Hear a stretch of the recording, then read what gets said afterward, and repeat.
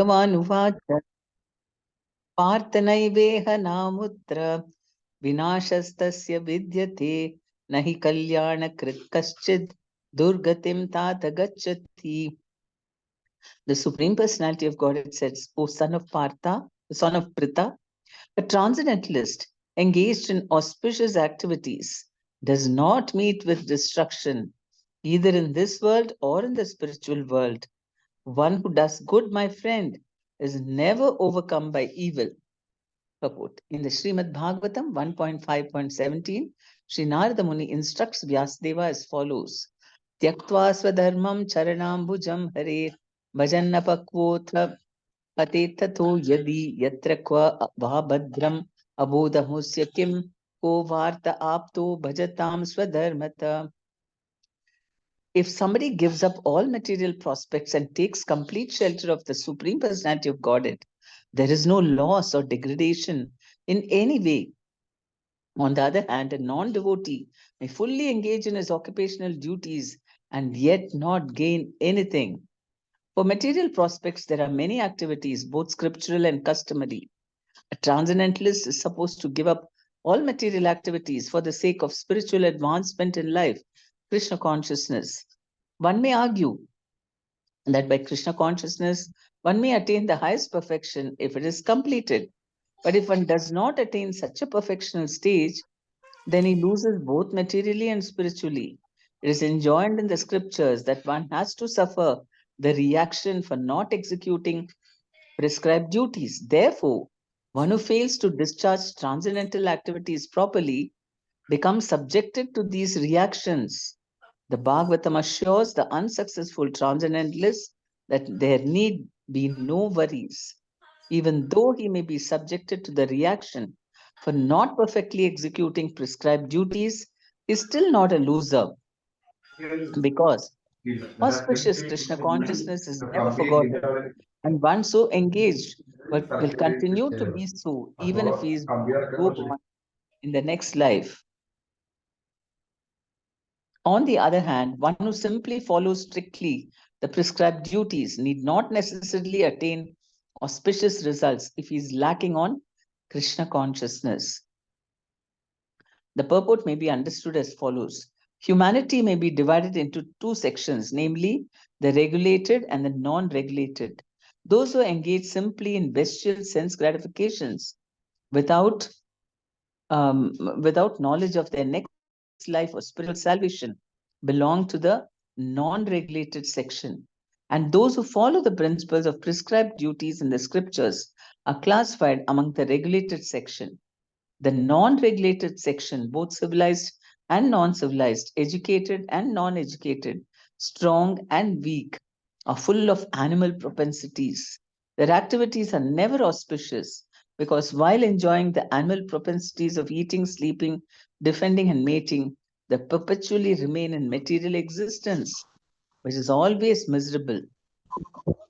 On the other hand, those who are regulated by junctions to Krishna consciousness certainly progress in life. Those who are following the path of auspiciousness can be divided into three sections, namely followers of scriptural rules and regulations who are enjoying material prosperity. Second, those who are trying to find ultimate liberation from material existence. And three, those who are devotees in Krishna consciousness.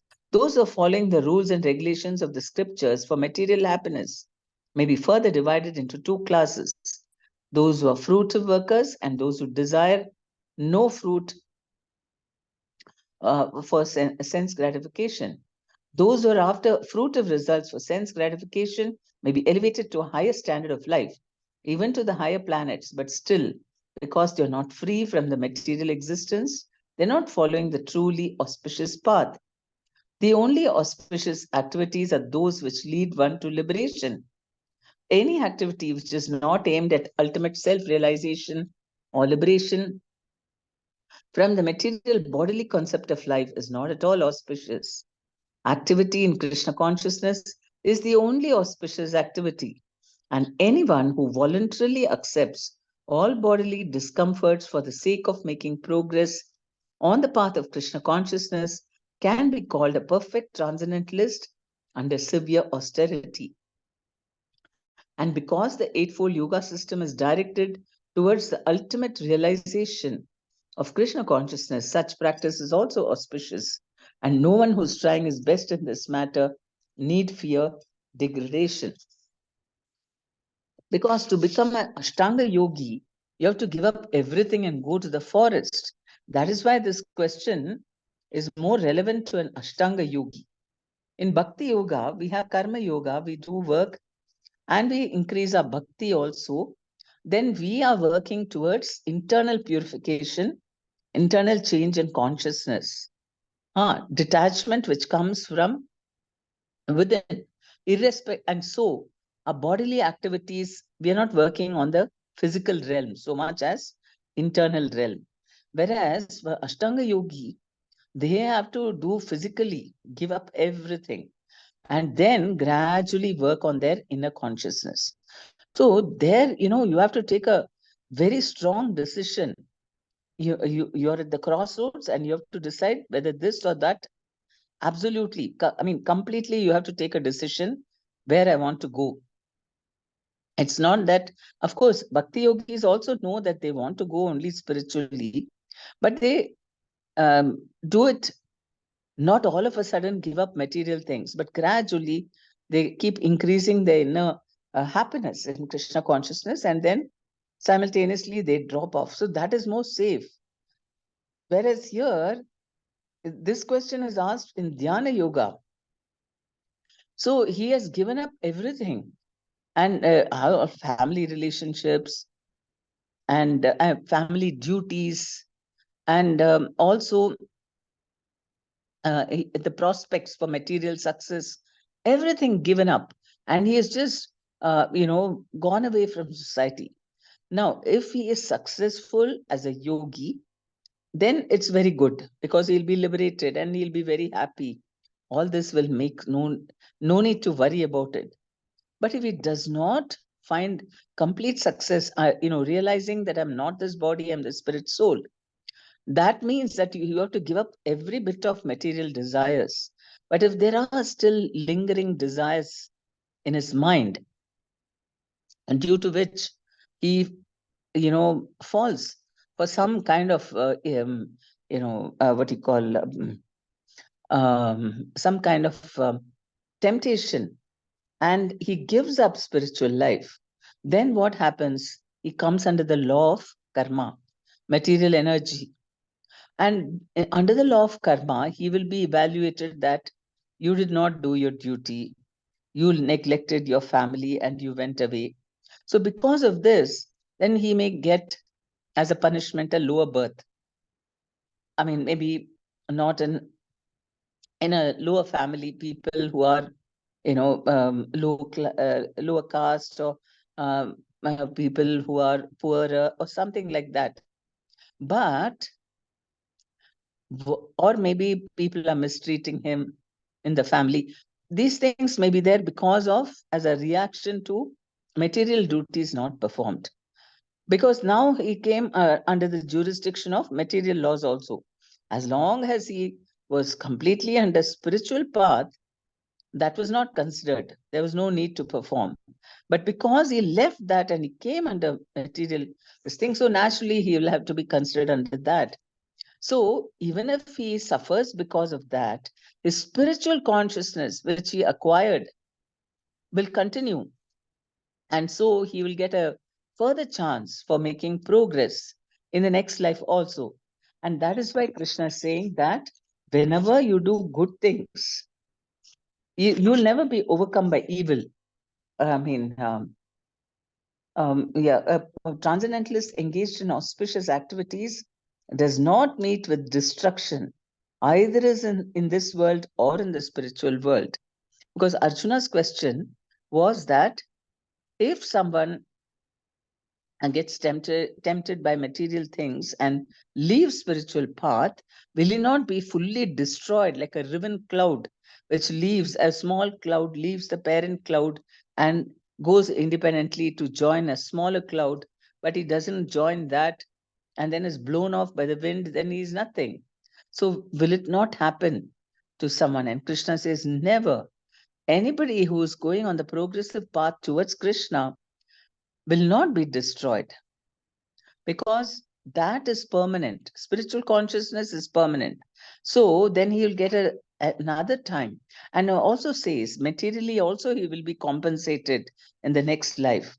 Just like he's punished for being under, for not, fulfilling his material duties, he's also will be benedicted to fulfill his material desires. So what happens to him? And then Krishna is also, when Prabhupada is explaining about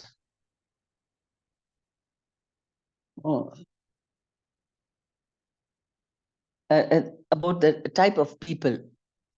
Okay, humanity may be divided into two sections, regulated and non-regulated. So those who non-regulated are those who don't follow any rules and regulations.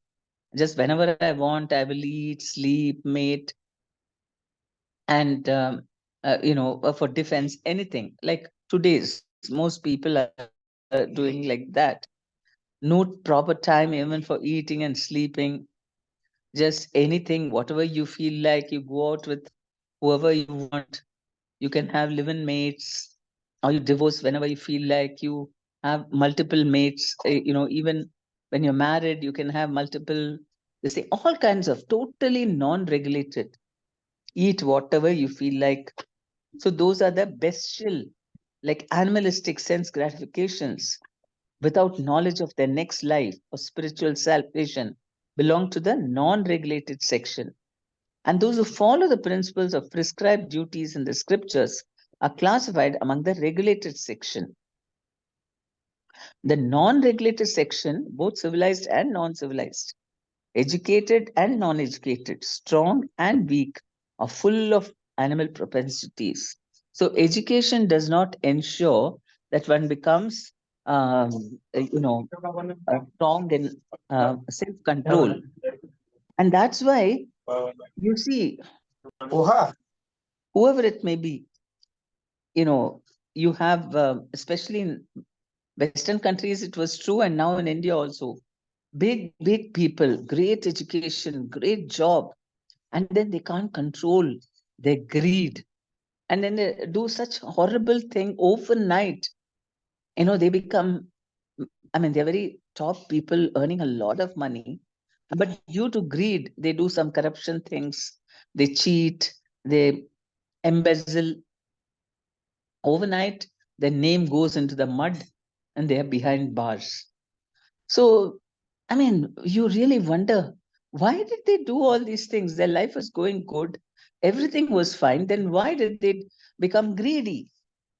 So that is what happens when you're non-regulated. Then your intelligence becomes, you can't function properly. Like just in today's world, just yesterday and still today also, it's on the news. One lady from Bangalore, and she was married to a man, and they, for 12 years or so, they lived together, and then they were heading for a divorce, and the court said that she has to take her son, 4-year-old son, every once in a week on Sundays to be with the father for 4-5 hours. Now she didn't like that at all. She didn't want to share the child as if it's her property. The child needs both father and mother. You don't get along, but what about the child? So she was so selfish, and she was a success. She was a successful woman. She was a CEO of a new startup, and she was very qualified. And she was involved with even ethics of artificial intelligence, and she was a topper in Sanskrit language. She had many qualifications. And what happened so crazily? She just smothered her small child, 4-year-old, killed him, and she was carrying him in a bag from Goa. And somehow the hospital people, hotel people, they suspected foul play because they saw some blood stains in her room. So they reported to the police, and then they called up the taxi driver also. and told him to take the car quietly to the police station. She got caught. What was the motivation?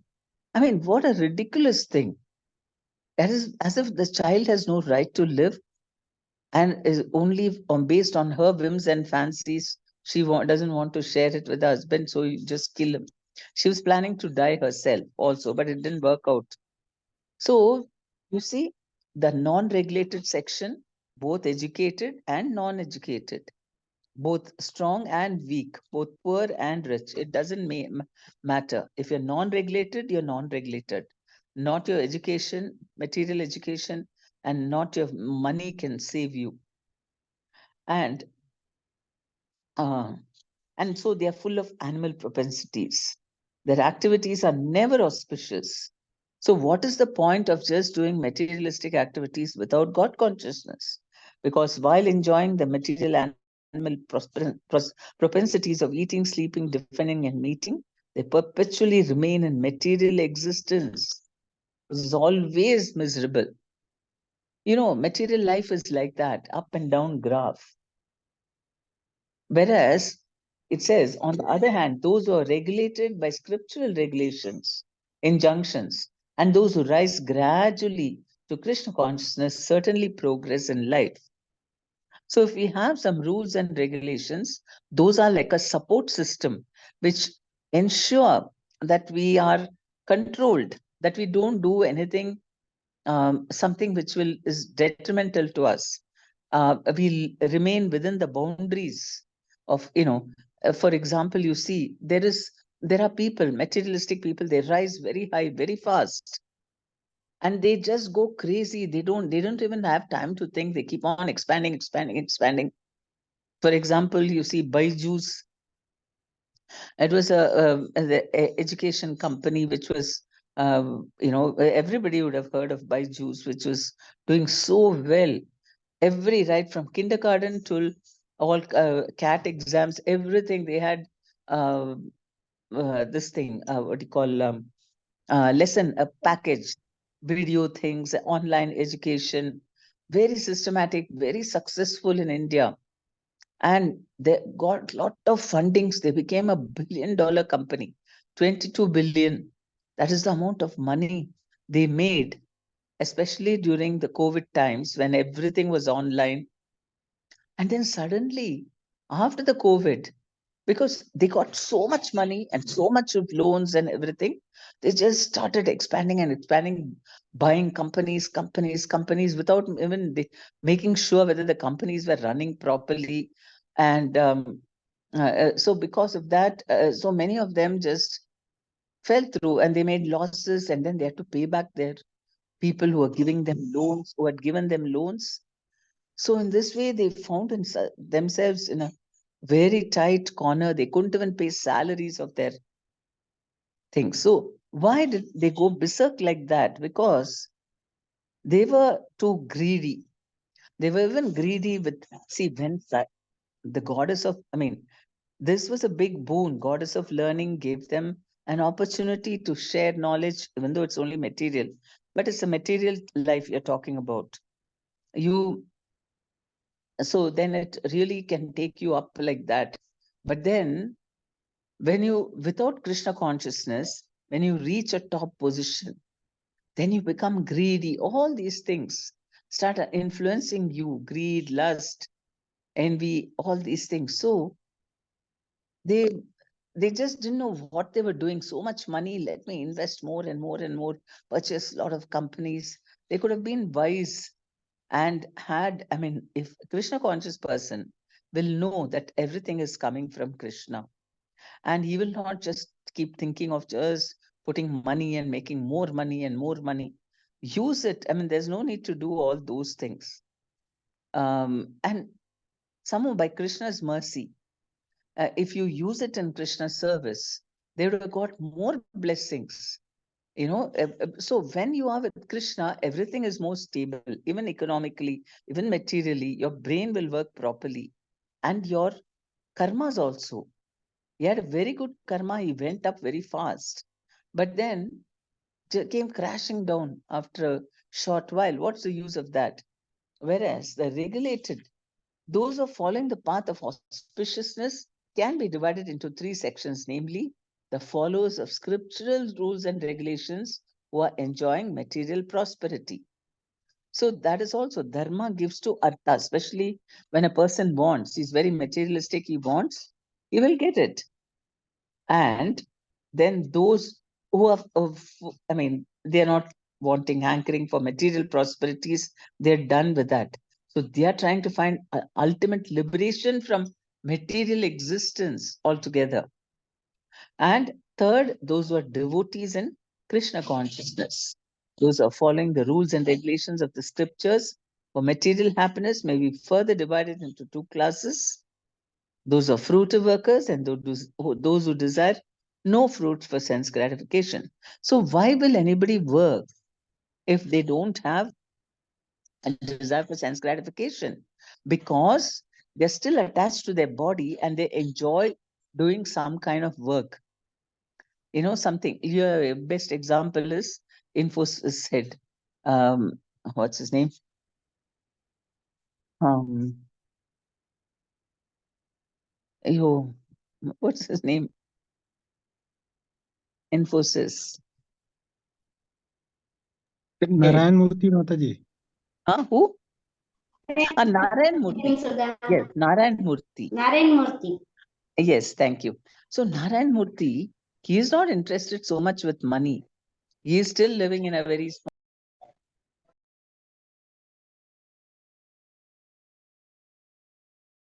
Mataji, you are muted, I think. Yes.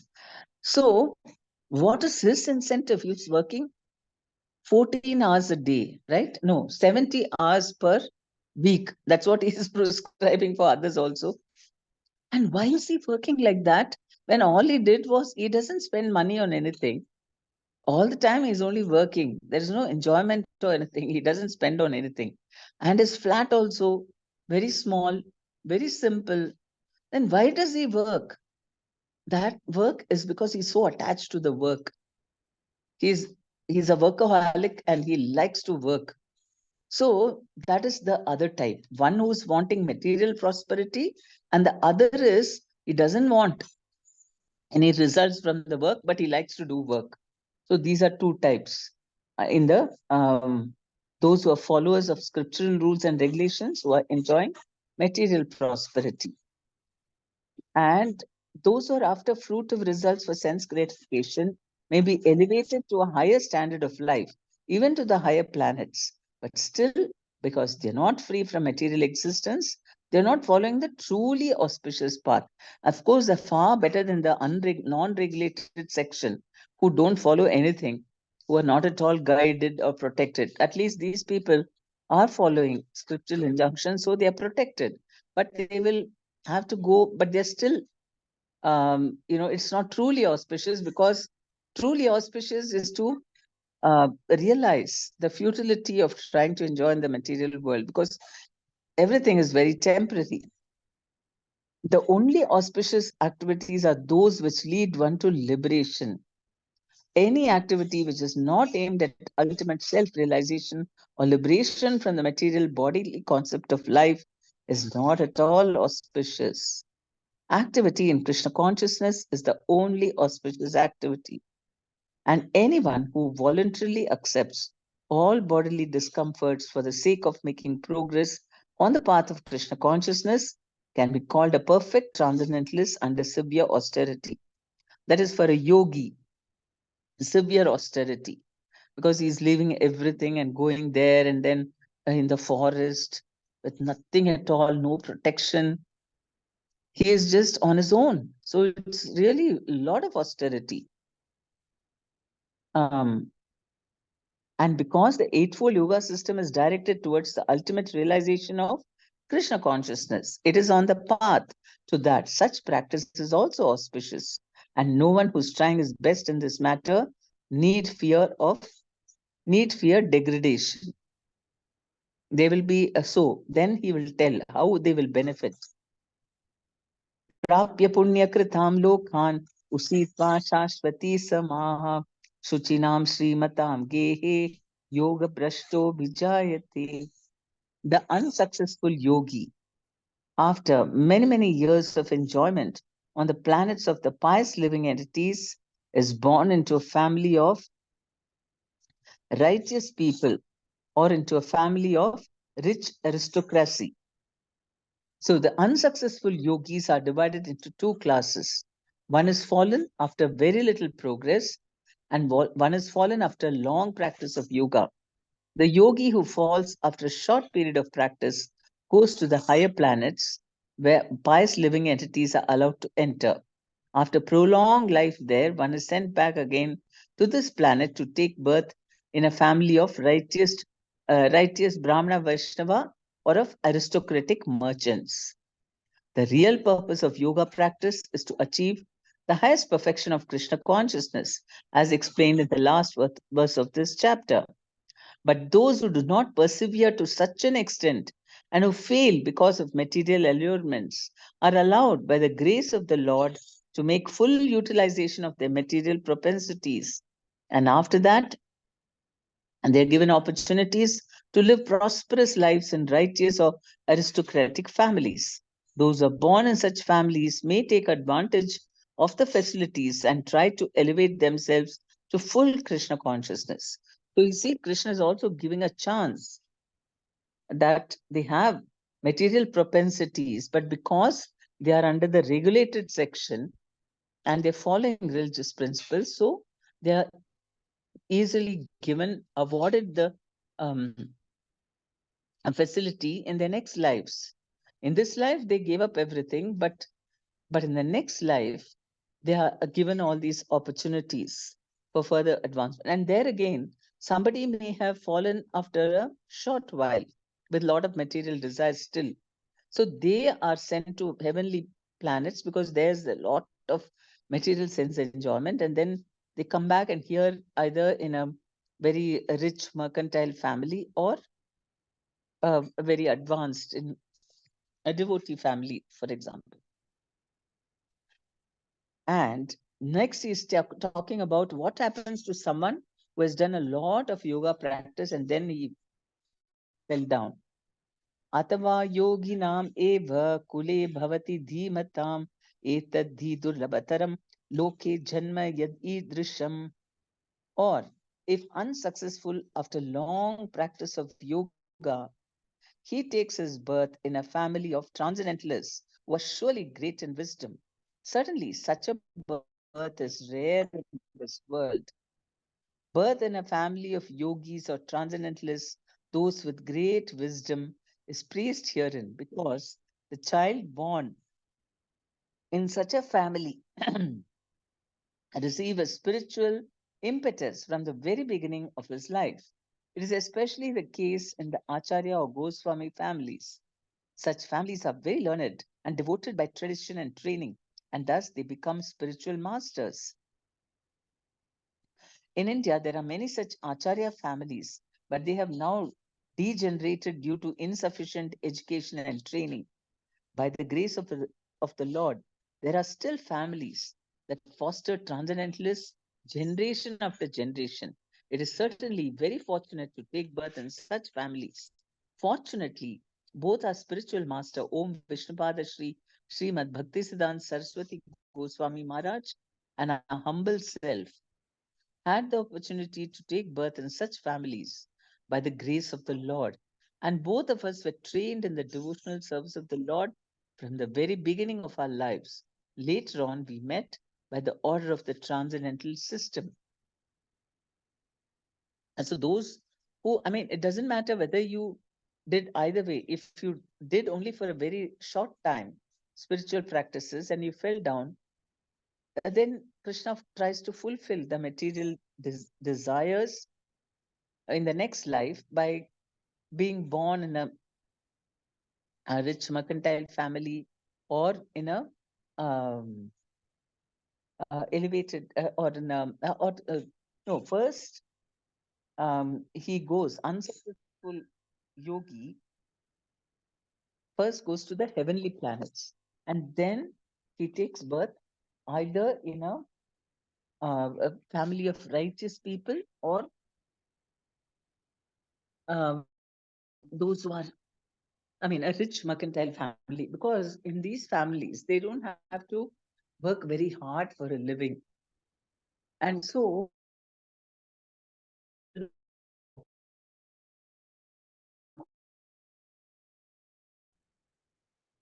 if-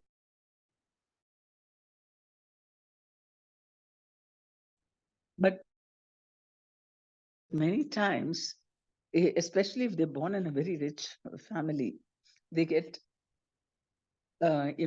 entangled in, I mean, or they get attracted by sense gratification, because ample opportunities for that also. But Krishna gives the opportunity because you had desire for spiritual life. So you get, and there are many people like that also, because they have enough money and they don't need to work hard for a living. Then they engage more in spiritual activities. So that is the facility given by Krishna. And if successful after long practice of yoga, that means he's purified, he takes his birth in a family of transcendentalists who are surely great in wisdom. Certainly such a birth is rare in this world. And Prabhupada, he was also born in such a family. First of all, his lineage traces it back its roots to one of Nityananda Prabhu's very close associates. Uttara, what's his name? Um, you suddenly I'm forgetting. Anyway, he's a very close associate of Nityananda Prabhu. And so in that lineage, and also his father himself was a great devotee, pure devotee of Krishna. Mother also was a devotee, and so he got great training from the very beginning of his childhood. And so he meant, I mean, such a birth is very rare. And he talks of himself as well as his guru, Bhaktisiddhanta Saraswati Thakur. He was born in Bhaktivinoda Thakur's, uh, that was his father, and father prayed to the Lord to give him a ray of Vishnu who could help him in his preaching activities. So that is when a yogi is really almost successful, but then he falls down. Tatratam buddhi samyogam lavate paurvadehikam yatate chatato bhuya samsiddhau kuruknandana. On taking such a birth, he revives the divine consciousness of his previous life, and he again tries to make further progress in order to achieve complete success as son of Kuru. King Bharata, who took his third birth in the family of a good Brahmana, is an example of good birth for the revival of previous transcendental consciousness. King Bharata was the emperor of the world, and since his time, this planet has been known among the demigods as Bharata Varsha.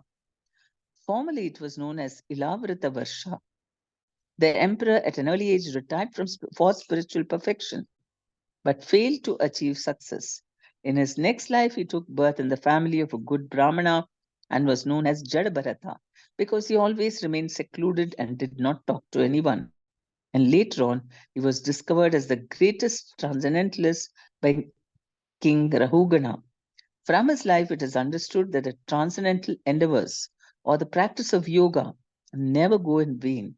By the grace of the Lord, the transcendentalist gets repeated opportunities for complete perfection in Krishna consciousness. So, Jad Bharat or Bharat Maharaja, he was, as it's mentioned, that he left home very early, and he was very advanced in yoga, but just a little bit of negligence of giving care to a deer, a deer, a fawn. I mean, she was crossing, and because she heard the voice, so scared that out of uh, she delivered a deer cub, and then she jumped across. So the baby got left behind on the road, and she ran away. And so Jadabharat was out of compassion. He cared for this baby, and then the baby became so dependent on him. And he also became attached. He thought that it was his duty to take care of the deer. And in this way, he became a deer in his next life. But after that, Again, Krishna actually made him remember his past life. He was very, very advanced in yoga. And so the next birth, he became Jada, and that was a very transcendentalist family. His father was very advanced, though his brothers were not, and they mistreated him. But Jada remembered his previous life, and so he was constantly Krishna conscious. So that's an example of what happens. Somebody gives up his Krishna consciousness after very prolonged practice of yoga.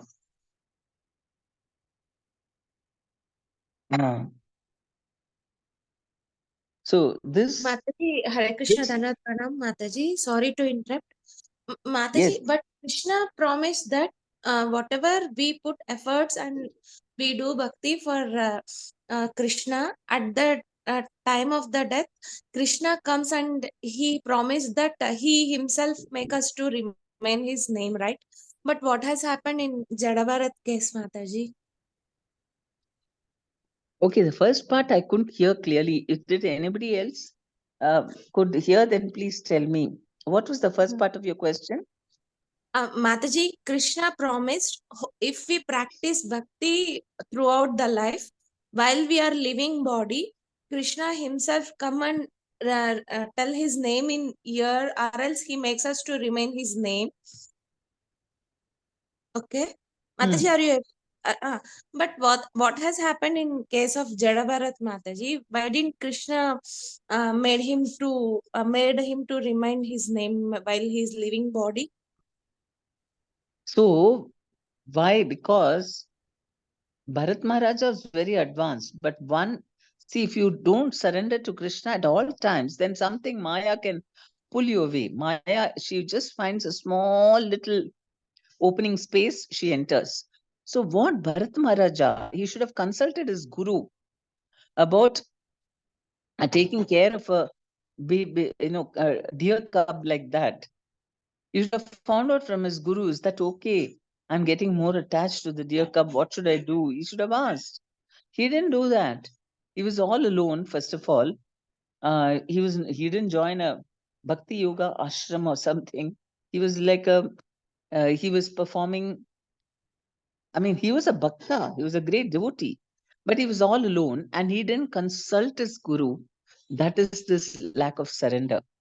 Somewhere, if you don't surrender, you make a mistake, you have to pay for it. That's why in all circumstances we should surrender. So he just kept on, he didn't even see the danger of being too attached to the deer. What will happen in the next life? Because he applied his own intelligence. That is why. Yes, Mataji. Thank you, Mataji. Dhanat Pranam. Hare Krishna, Mataji. Then, any other questions or comments? How are you, Purvi? Did you talk to any devotee today? No, Mataji. Today I was a little